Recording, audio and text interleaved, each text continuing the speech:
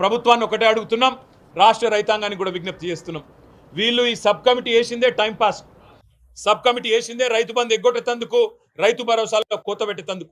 నేను అడిగిన ఇయ్యాల ఉద్యోగస్తులకు నేను రైతు బంధు అని ఎలక్షన్ ముందే చెప్పలే. ఉద్యోగస్తులు వాళ్ళ తల్లిదండ్రి వ్యవసాయదారులు అయితే ఆ ఉద్యోగస్తుడు వ్యవసాయ కుటుంబం నుంచి వస్తే సాయంత్రం పూట ఉద్యోగం అయిన తర్వాత పోయి వ్యవసాయం చేయడా?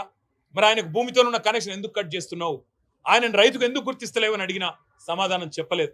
అదేవిధంగా పాన్ కార్డు కింద పెడితే ఇవాళ దాదాపు 1,30,00,000 పాన్ కార్డులు ఉన్నాయి తెలంగాణలో. మరి వాళ్ళందరికీ కట్ అంటే ఇక మిగిలేది ఎవడు ఆలోచించమని కోరిన.